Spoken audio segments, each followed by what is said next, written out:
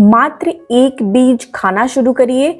यह आपके जो हड्डियां हैं उनको लोहे जैसा मजबूत बना देगा, घुटने के दर्द को दूर करेगा।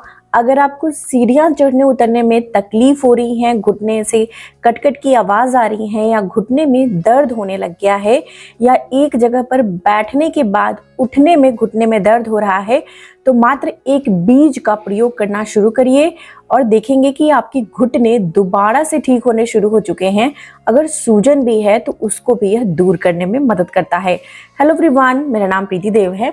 मैं एक सर्टिफाइड न्यूट्रिशनिस्ट, फूड टेक्नोलॉजिस्ट, आप सभी की हेल्थ ट्रेनर हूँ। जब भी हमारे घुटने खराब होने लगते हैं, घुटनों में दर्द रहना शुरू हो जाता है, तो इसे हम बुढ़ापे का नाम दे देते हैं।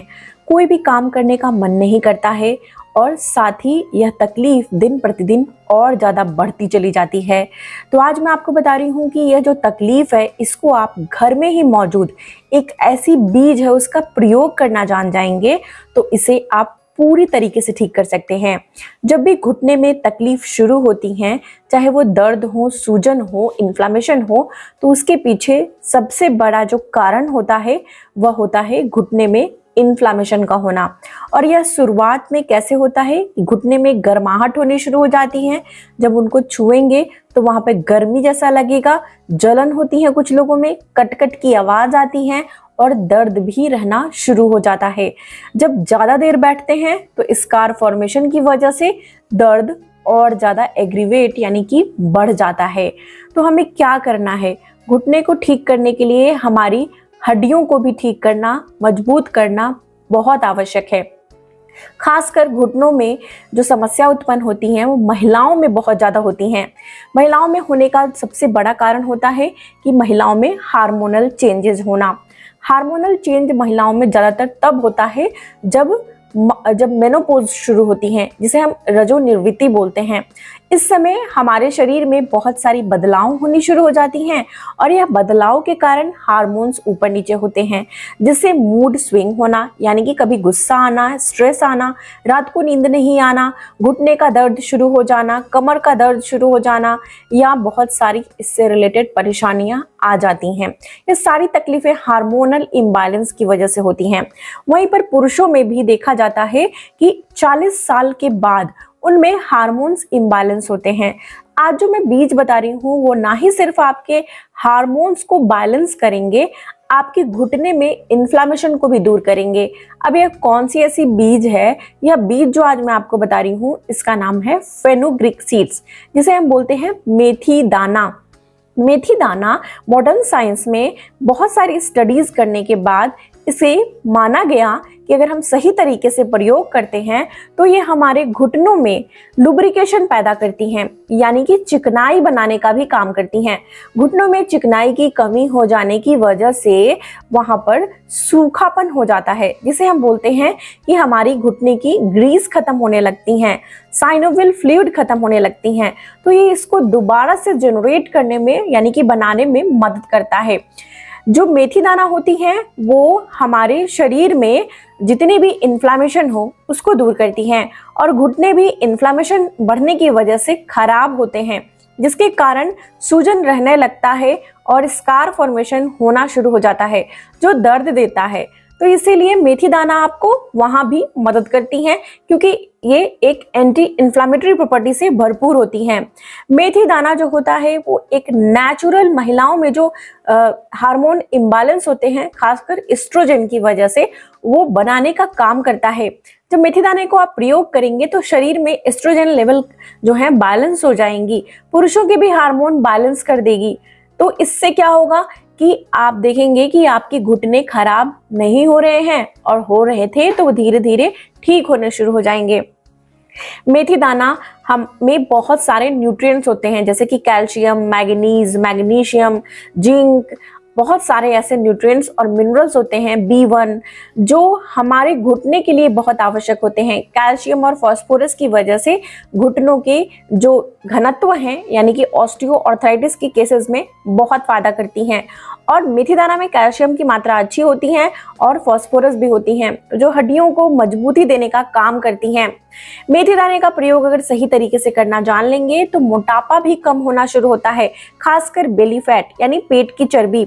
अगर हम अपना वजन 1 किलो बैलेंस कर ले, कम कर ले, तो घुटने से 4 केजी वजन कम हो जाता है। यानी कि अगर 1 केजी वजन भी अगर बढ़ रहा है तो घुटने का प्रेशर 4 केजी बढ़ जाता है। तो अगर कम से कम आप 5 केजी वजन भी अपना बैलेंस कर लेंगे, कम कर लेंगे सही तरीके से, तो आप अपने घुटने की समस्या में बहुत 50% राहत पा लेंगे और ये मदद करेगी आपको मेथी दाना से। आइए मैं आपको बताती हूँ कि मेथी दाना के साथ हमें कैसे प्रयोग करना है और इसके साथ और भी क्या चीजें हमें चाहिए होंगी जिससे घुटने की एक बेस्ट रेमेडी बनकर तैयार हो जाएगी। इसे लेने का सही तरीका और लेना कब है। सबसे पहले आपको रात में सोने से पहले मेथी दाना लेना है। 1 टीस्पून यानी 1 छोटा चम्मच मेथी दाना लेना है। यह पाचन को भी बढ़ा देगा क्योंकि इसमें बहुत अच्छे स्टार्च होते हैं, एक बहुत अच्छा फाइबर का स्रोत होता है जो पेट को साफ कर देता है। तो कॉन्स्टिपेशन की समस्या भी दूर होगी। जिनको रात में बार बार पेशाब जाने की समस्या हो गई है उनके लिए भी यह बहुत अच्छा है। बार बार यूटीआई हो जाती है, अगर आपको ब्लड ग्लूकोज लेवल बढ़ने के कारण या किसी भी कारण से, इन्फ्लामेशन के कारण से, तो उसको भी ठीक करने में यह मदद करता है। तो इसीलिए 1 छोटा चम्मच मेथी दाना रात में भिगो के छोड़ना है। सुबह जब सोकर उठेंगे तो देखेंगे कि यह भिगोया हुआ मेथी दाना बहुत अच्छे से फूल गया है और चिपचिपा हो गया है। रेशियो कैसे लेना है, 1 छोटा चम्मच मेथी दाना को छोटे कप से आधा कप यानी कि कम से कम 30 ml पानी में भिगो देना है। तो यह बहुत अच्छा फूल जाता है और चिपचिपा हो जाता है। सुबह आपको क्या करना है कि एक बर्तन लेना है और इसमें 1 गिलास पानी डाल देना है और पानी डालने के बाद भिगोया हुआ मेथी दाना उसमें रख देना है। पानी के साथ ही रखें। अब इसमें हम मिलाएंगे 1/2 टीस्पून यानी छोटे चम्मच का आधा चम्मच हल्दी, जिसे हम टर्मरिक बोलते हैं। अगर कच्ची हल्दी आपको मिल जाती है तो वो बहुत फ़ायदेमंद होती हैं। खासकर जो पाउडर वाली हल्दी मिलती है उनमें बहुत मिलावट होता है, इसलिए कोशिश करें कि कच्ची हल्दी आपको मिल जाए तो बेस्ट रहेगा।